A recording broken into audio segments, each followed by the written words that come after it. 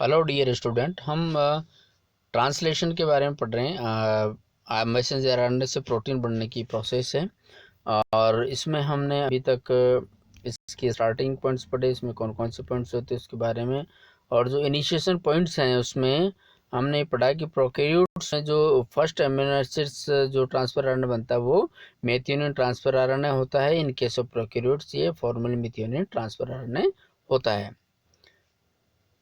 हम यहाँ ज़्यादा डिटेल्स में या नहीं पढ़ेंगे क्योंकि ये सिलेबस से बाहर हो जाएगा, लेकिन फिर भी हमने थोड़ा सा इसको समराइज करने की कोशिश की। इन प्रोकैरियोट्स में जो इनिशिएशन होता है उसमें सबसे पहले ये IF1, IF2 और IF3 आकर के इसमें जुड़ते हैं। ये क्या है?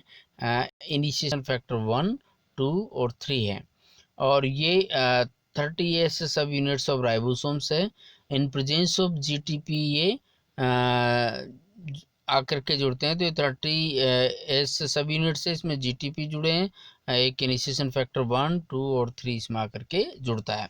उसके बाद में इसमें जिस मैसेंजर आरएनए का आगे ट्रांसलेशन होना है वो मैसेंजर आरएनए इसमें आकर के जुड़ता है।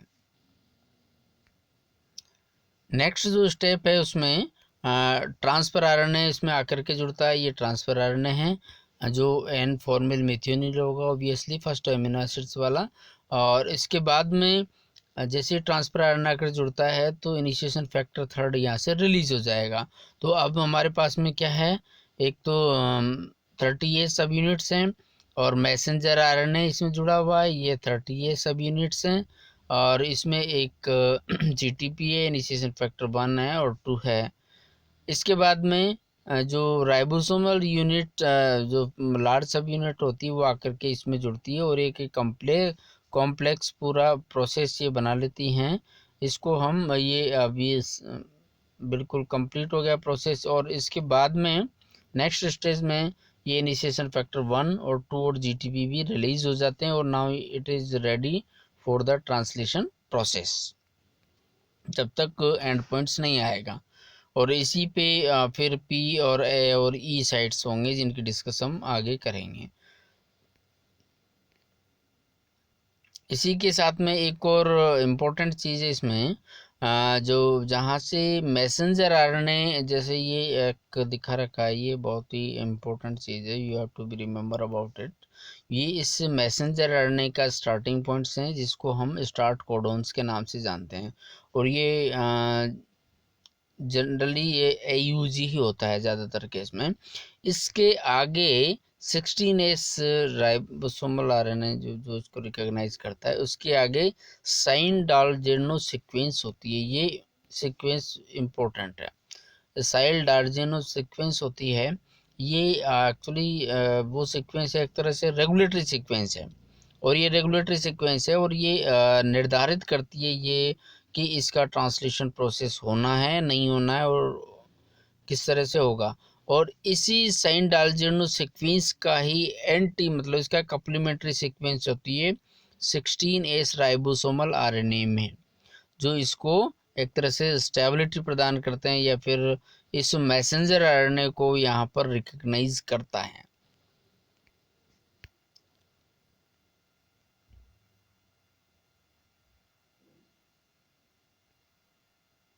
राइबोसोमल आरएनए की ए साइट नए चार्ज ट्रांसफर आरएनए को ग्रैंड करती है, जबकि P site peptide transfer RNA को ग्रैंड करती है, जिसकी हम डिस्कस करेंगे। इन केस ऑफ पर यूकैरियोट्स में अगर हम बात करें तो मैसेंजर आरएनए पहले कैप बाइंडिंग प्रोटीन ई मतलब यूकैरियोटिक इनिशिएशन फैक्टर 4A और इसके बाद में 4B 4F से जुड़ करके एक मैसेंजर आरएनए कॉम्प्लेक्स बनाता है। देन उसके बाद में 40S राइबोसोमल सब unit initiation factor 3rd 4th से जुड़ करके 43S राइबोसोमल कॉम्प्लेक्स बनता है। और उसके बाद में methionine transfer RNA eukaryotic initiation factor 2 व GTP से बनता है। इसके बाद में जो फैक्टर 2 और GTP और मेथियोनिन 43 राइबोसोमल आरएनए कॉम्प्लेक्स तथा मैसेंजर आरएनए कॉम्प्लेक्स से मिलकर के ATP की सहायता से 48 प्री इनिशिएशन कॉम्प्लेक्स इसमें बनता है। ये यूकैरियोट्स में है। और 48 जो 40S प्री इनिशिएशन कॉम्प्लेक्स हैं में eukaryotic factor F initiation factor 2 GTP factor 3 4 with the eukaryotic initiation factor 5 का हाइड्रोलाइज करके उसको रिलीज कर देता है। अंत में 60 ऐसे सब यूनिट जोड़ करके इसलिए एटीएस इनिशिएशन कॉम्प्लेक्स बनाता है। तो एक प्रोसेस है जिसमें इनिशिएशन फैक्टर्स इसमें आकर के जुड़ते हैं और लास्ट में जो राइबोसोम्स हैं, राइबोसोम्स की जो स्मॉल सब यूनिट्स उसमें आकर के जुड़ती है और लास्ट में जो लार्ज सब यूनिट्स हैं वो उसमें आकर के जुड़ती है। ये थोड़ा सा कंपैरेटिव हमने इसको जो फैक्टर्स जो काम में आते हैं इनिशिएशन फैक्टर प्रोकैरियोट्स में और इनिशिएशन फैक्टर जो यूकैरियोट्स में काम आते हैं उनके बारे में थोड़ा सा हमने यहाँ पर लिखा है। तो इन प्रोकैरियोट्स में ये इनिशिएशन फैक्टर 1 2 3 इसमें काम आते हैं, जबकि यूकैरियोट्स में इनिशिएशन फैक्टर 2 है 3 है, इनिशिएशन फैक्टर 4C है, के बाइंडिंग प्रोटीन है, इनिशिएशन फैक्टर 4C है, 4A है, 4B है, 4F है, इनिशिएशन फैक्टर 5 है, इनिशिएशन फैक्टर A6 है। तो ये यूकैरियोट्स में ट्रांसलेशन प्रोसेस के दौरान काम में आते हैं। देन उसके बाद में जो इनिशिएशन फैक्टर इलोंगेशन फैक्टर्स जो काम आते हैं प्रोकैरियोट्स में, तो पहले हैं इलोंगेशन फैक्टर टी होते हैं जिनको दो होते हैं। इसमें प्रोकैरियोट्स में 3 प्रकार के इलोंगेशन फैक्टर होते हैं। पहले होते हैं इलोंगेशन फैक्टर टी और उसके भी 2 पार्ट्स होते हैं, TU और TS। इसके बाद में इलोंगेशन फैक्टर जी और यूकैरियोट्स में यूकैरियोटिक इलोंगेशन फैक्टर 1 अल्फा है, बीटा है और 2 इसमें काम में आते हैं। और जो रिलीज फैक्टर हैं उसकी अगर हम बात करते हैं तो प्रोकैरियोट्स जो हैं उसमें 3 रिलीज फैक्टर हैं, RF1 2 3, जबकि यूकैरियोट्स में सिर्फ एक सिंगल रिलीज फैक्टर इसमें पाया जाता है। Elongation of polypeptide chains और polypeptide synthesis occur during the elongation। elongation process के दौरान एमिनो एसिड्स एक दूसरे से जुड़ते हैं। इनमें कौन कौन सी प्रक्रिया इन्वॉल्व होती है इसके बारे में थोड़ा सा हम डिस्कस करेंगे।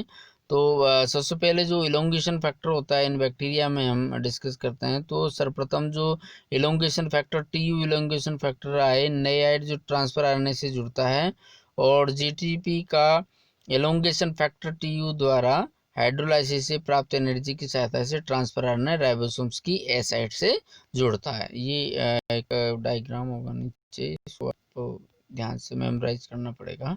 इसमें एक्चुअली जो मैसेंजर आरएनए हैं उसमें 3 यूनिट्स होती 3 साइट्स होती है। एक ए साइट्स होगी, दूसरी P साइट्स होती है और तीसरी होती है E साइट्स होती है।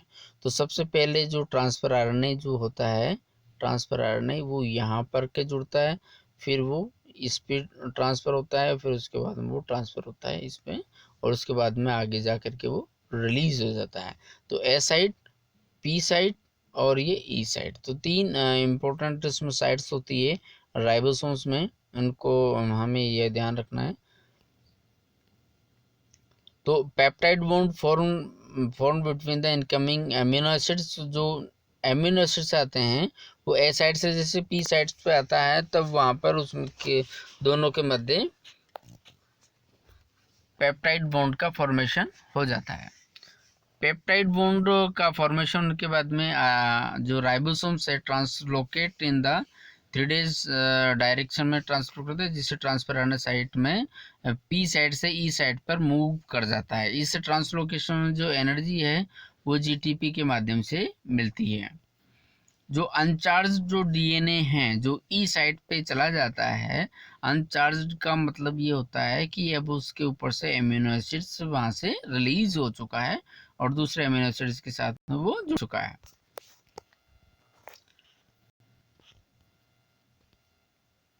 Addition of amino acids to growing peptide chains as per codon of messenger RNA called the elongation of chains।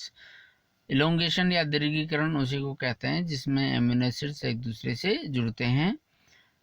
elongation factor ये प्रोकैरियोट्स में जो हैं अभी उनका काम क्या है, elongation फैक्टर जो T है ये एसोसिएटेड विद ट्रांसफरेज एक्टिविटी से रिलेटेड होता है, जबकि जो एलोंगेशन फैक्टर जी है इसका काम है ट्रांसलोकेशन ऑफ मैसेंजर आरएनए को आगे बढ़ाना।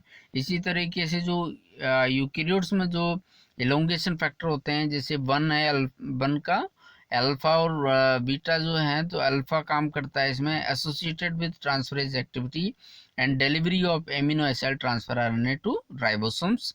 देन जो बीटा है ये क्या करता है, रिसाइकलिंग ऑफ फैक्टर अबोव, इनको रिसाइकल करने का काम करता है। देन उसके बाद में यूकेरियोटिक इलोंगेशन फैक्टर 2 जो होता है वो amino acid transfer RNA translocate from A site to the E site, ये ट्रांसफर आरएनए को ए साइट से ई साइट के मध्य ट्रांसफर करने का काम करता है।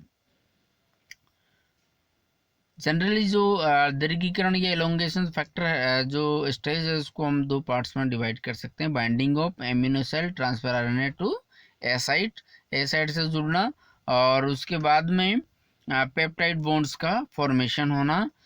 जैसे इसमें यहाँ पे ये दर्शा रखा है यहाँ पे इस डायग्राम में, यहाँ पे ए साइट्स हैं, इस पे आकर के ट्रांसफर आरएनए सबसे पहले जुड़ेगा, देन उसके बाद में पी साइट पे आएगा। जैसे ही पी साइट्स पे आता है तो वहाँ पर जो पहले से जो एमिनो एसिड्स हैं उनके मध्य वो एमिनो एसिड जुड़ जाता है, तो उसके बाद में जो ट्रांसफर आरएनए वो डिस्चार्ज हो जाता है। डिस्चार्ज जो ट्रांसफर आरएनए वो ई साइट्स पर मूव कर दिया जाता है और उसके बाद में वो अलग हो जाता है। ये प्रोसेस है, जैसे देखिएगा ये अब ये टर्मिनेशन ऑफ पॉलीपेप्टाइड चेन्स की बात करते हैं। तो टर्मिनेशन कब होता है, जब टर्मिनेट कोडोन स्टॉप कोडोन्स पे जा करके पॉलीपेप्टाइड चेन्स की ग्रोइंग उसमें रुक जाती है। तो इसमें कोडोन्स जो है, स्टॉप कोडोन्स है, उनका इंपॉर्टेंट रोल है, जिसको हम नेक्स्ट वीडियो में डिस्कस करेंगे।